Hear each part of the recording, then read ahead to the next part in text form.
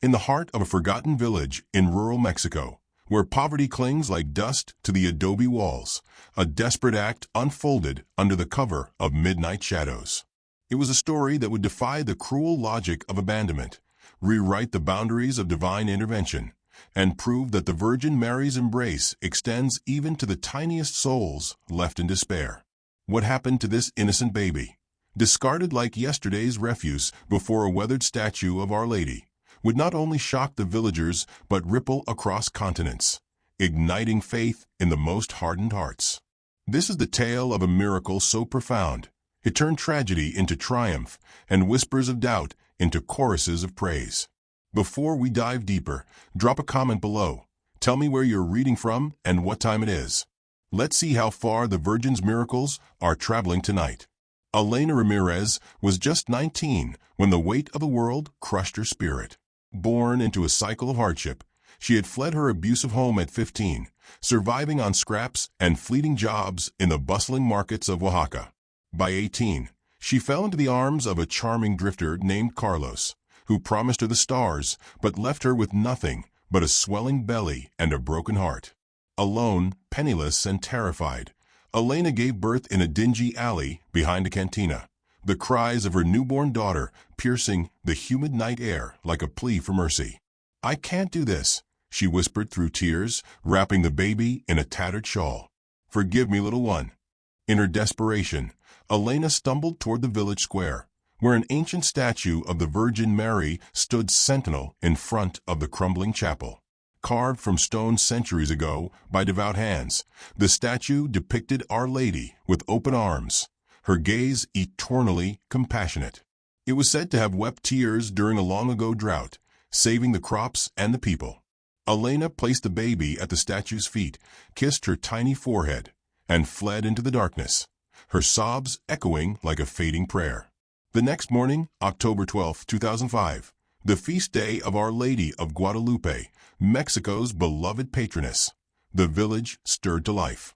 Father Ignacio Lopez, a weary 62-year-old priest, with a limp from years of tending his flock, arrived early to prepare for Massachusetts. As he approached the statue, his eyes widened in horror. There, nestled against the Virgin's pedestal, was a bundle stirring faintly. "Dios mío," he gasped, scooping up the infant. The baby, no more than a day old, was cold but alive, her tiny fists clenched as if holding on to hope. Father Ignacio rushed her inside the chapel, wrapping her in altar cloths and feeding her warm goat's milk from a neighbor's farm. Word spread like wildfire through the village of San Miguel, a baby abandoned at the Virgin's feet. The locals gathered, murmuring prayers and crossing themselves. "It's a sign," whispered old widow Rosa, who had lost her own child decades ago. "Our Lady has claimed her."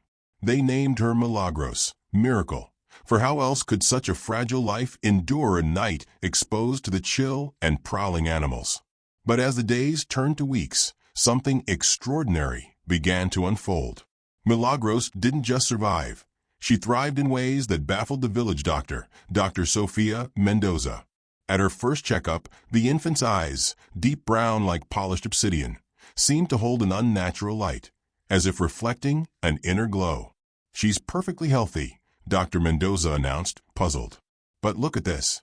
On Milagros' tiny chest, just above her heart, a faint birthmark had appeared overnight, a perfect outline of a rose, the symbol of Our Lady of Guadalupe.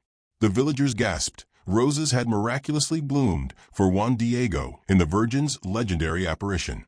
Father Ignacio blessed the child, whispering, "Our Lady, you have sent us a gift. Protect her as your own." Milagros was taken in by a childless couple, Antonio and Lucia Vargas, humble farmers who had prayed for years at the statue for a family. Under their care, the baby grew with astonishing grace. By 6 months, she spoke her first word, not mama or papa, but Maria, clear as a bell, sending chills through the household. Neighbors whispered of visions. Lucia swore she saw a soft blue light hovering over Milagros' cradle at night, like the Virgin's mantle. Antonio dreamed of Our Lady herself, cradling the child and saying, "She is my daughter, entrusted to you.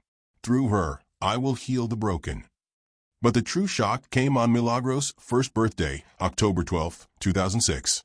The village had gathered for a modest feast at the chapel, with candles flickering before the statue.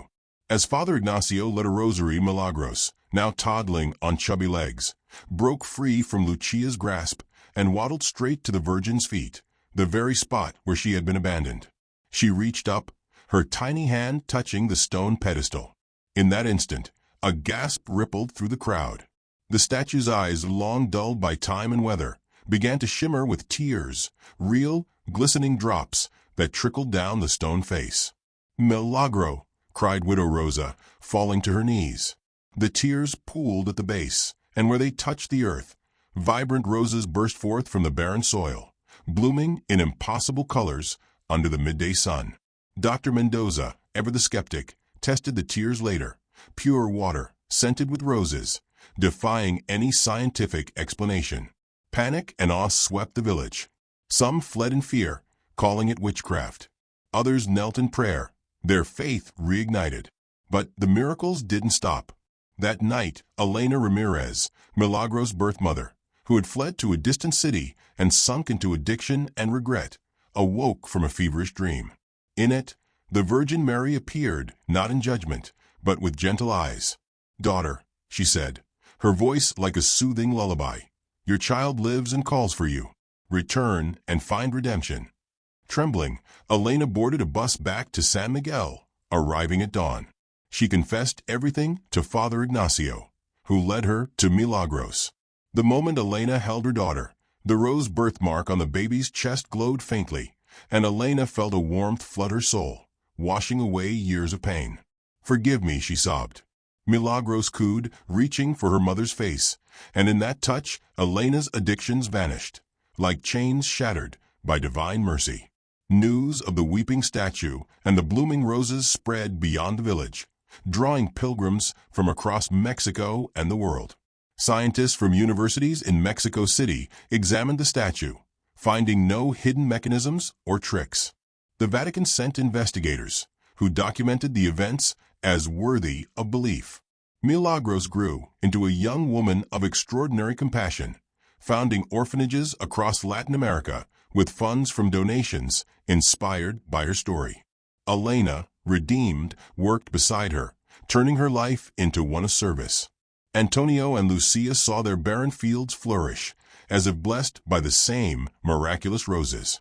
Father Ignacio, in his final sermon before passing peacefully at 75, declared, "Our Lady didn't just save a baby, she saved us all.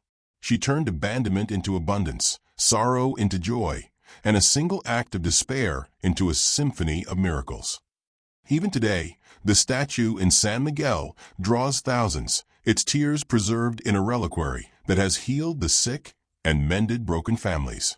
Milagros' story reminds us that the Virgin Mary's love knows no rejection, no boundaries, no impossibilities.